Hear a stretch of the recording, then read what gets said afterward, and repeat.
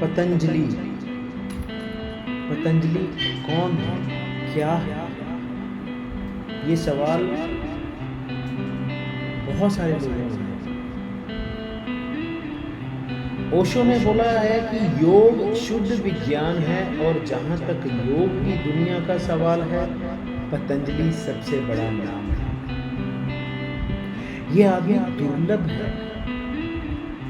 पतंजलि की तुलना में कोई दूसरा नाम नहीं है। मानवता के इतिहास में पहली बार यह व्यक्ति धर्म को एक विज्ञान की स्थिति में ले आया। उसने धर्म को एक विज्ञान बना दिया, कानूनों को उजागर कर दिया। किसी विश्वास की आवश्यकता ही नहीं है। पतंजलि दुर्लभ है। वह बुद्ध की तरह है। ओशो कहते हैं कि पतंजलि बुद्ध की तरह है, कृष्ण की तरह है, ईसा मसीह की तरह है, महावीर की तरह है, मोहम्मद जस्तरू की तरह एक प्रबुद्ध व्यक्ति है पतंजलि। लेकिन वह एक तरह से अलग है। ओशो ने कभी बोला अपने एक प्रवचन में कि बुद्ध, कृष्ण, महावीर, जरस्थ्रू, मोहम्मद किसी के पास वैज्ञानिक दृष्टिकोण नहीं है। वे महान धर्म संस्थापक हैं। उन्होंने मानव मस्तिष्क के पूरे स्वरूप और उसकी संरचना को बदल दिया है। लेकिन उनका दृष्टिकोण वैज्ञानिक नहीं है। बुद्धों के शब्दों में पतंजलि एक आइंस्टाइन की तरह है। वह एक घटना है। वह आसानी से आइंस्टाइन या बॉम या मैक्स प्लैंक, हाइजेनबर्ग की तरह नोबेल पुरस्कार विजेता हो सकता था। उनका वही दृष्टिकोण, वही कठोर वैज्ञानिक दिमाग, वही कठोर दिमाग का दृष्टिकोण है। वे कवि नहीं है। कृष्ण एक कवि है। वे नैतिकतावादी भी नहीं है। महावीर एक नीतिवादी है। वह मूल रूप से एक वैज्ञानिक है जो कानूनों के संदर्भ में सोचते हैं, और वह मनुष्य के पूर्ण नियमों, मानव मन और वास्तविकता की अंतिम कार्य संरचना का पता लगाने के लिए आए हैं। ओशो ने कहीं अपनी किसी किताब में लिखा भी है कि यदि आप पतंजलि का अनुसरण करते हैं तो आपको पता चलेगा कि वह किसी भी गणितीय सूत्र की तरह सटीक है। बस वही करो जो वह कहता है, और परिणाम होगा। परिणाम तो होना ही है। यह ठीक वैसा ही है जैसे 2 और 2 4 हो जाते हैं। 2 और 2 4 हो जाते हैं। ये वैसा ही है जैसे आप पानी को 100 डिग्री तक गर्म करें और वे वाष्पित हो जाए। किसी विश्वास की आवश्यकता नहीं है। आप बस इसे करें और जानें। यह कुछ ऐसा है जिसे किया जाना चाहिए और जाना चाहिए। इसीलिए ओशो कहते हैं कि मैं कहता हूं कि कोई तुलना नहीं है। इस धरती पर पतंजलि जैसा कोई व्यक्ति कभी नहीं हुआ। पतंजलि के बारे में अगर आप ठीक से पढ़ना चाहें कि ओशो ने क्या लिखा है, तो ओशो की एक किताब है yoga, the alpha and the omega. इसका वॉल्यूम 1 और अध्याय 1 वो जरूर पढ़िएगा। आपको पता चलेगा कि ओशो क्या कहना चाहते हैं। ओशो ने पतंजलि के बारे में क्या कहा है। ओशो ने पतंजलि को अच्छे से डिफाइन किया है। पतंजलि बिल्कुल वैज्ञानिक है।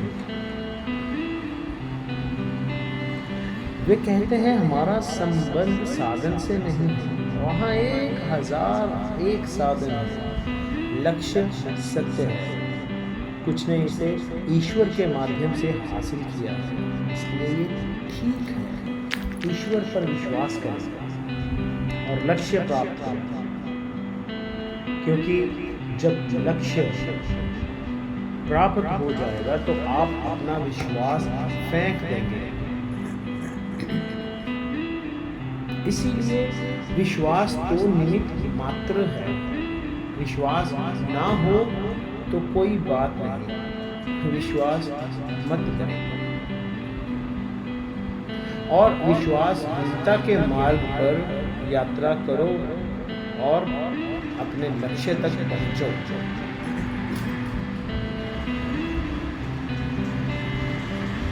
ओशो ने ये भी किसी प्रवचन में बोला था कि वे ना तो आस्तिक है और ना ही नास्तिक। पतंजलि के बारे में उन्होंने ये बोला,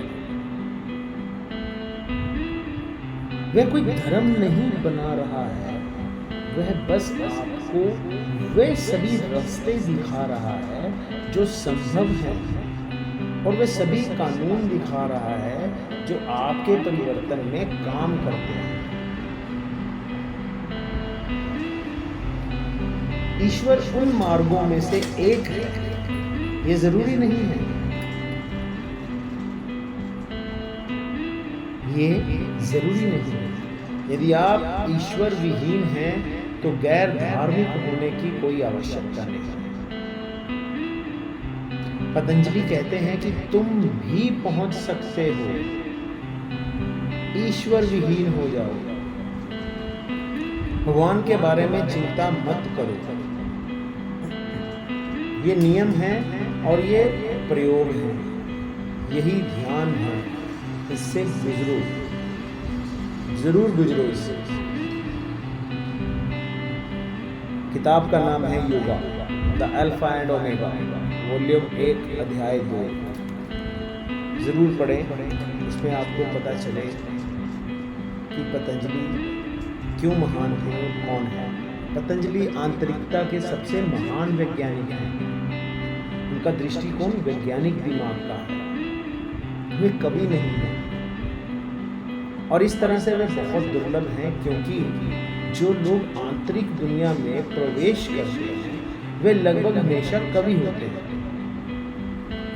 जो लोग बाहरी दुनिया में प्रवेश करते हैं वे हमेशा लगभग वैज्ञानिक होते हैं। और पतंजलि एक दुर्लभ पुष्प है। Patanjali is a rare flower. He has a scientific mind, but his journey is inner. ये ओशो के शब्द हैं पतंजलि के लिए कि पतंजलि एक दुर्लभ पुष्प है। उनके पास वैज्ञानिक दिमाग है, लेकिन उनकी यात्रा आंतरिक है। इसलिए वे पहला और आखिरी शब्द बन गया, पहला और आखिरी शब्द बन गया। वे अल्फा और ओमेगा है। 5000 वर्षों तक कोई भी उसे सुधार नहीं सका, कोई भी।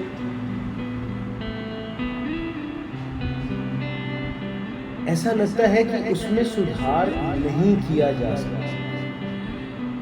वह अंतिम शब्द रहेगा, क्योंकि संयोजन ही असंभव है।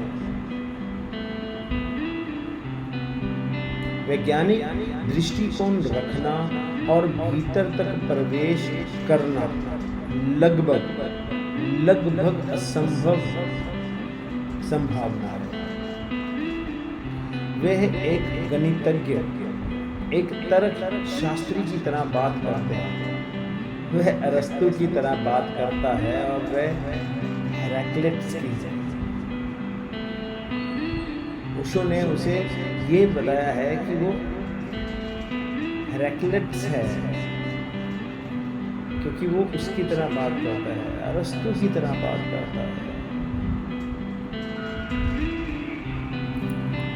ओशो ने पतंजलि के बारे में अच्छा ज्ञान दिया है। मेरी आपसे ये प्रार्थना है कि आप ये ज़रूर बुक का नाम जो मैंने अभी लिया है योगा, ये आप ज़रूर पढ़ें। इसमें आपको पता चलेगा कि पतंजलि एग्जैक्टली कौन थे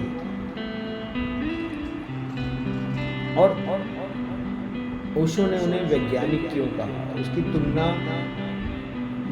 महावीर से, बुद्ध से, कृष्ण से करी और उसको बेटर क्यों बताया। पढ़िएगा ज़रूर और साथ बनाए रखिएगा। अगले पॉडकास्ट में किसी और के बारे में बात करेंगे कि ओशो द ग्रेट क्या कह के गए हैं। And don't forget to share, subscribe and like my channel. इन बच्चों के चैनल, आपके खुद के चैनल को आप लाइक, सब्सक्राइब और शेयर ज़रूर करें। ये बच्चे बहुत मेहनत करते हैं, आपका साथ एक इनकरेजमेंट देता है और कहीं ना कहीं मुझे भी अच्छा लगता है आप सबसे बात करना, आपके साथ ये विचार विमर्श करना। मेरा दृष्टिकोण जो ये पढ़ने के बाद चेंज हुआ है वो आपके साथ साझा करें। तो साथ बनाए रखिएगा। अगले पॉडकास्ट में मुलाकात करते हैं। जय हिंद।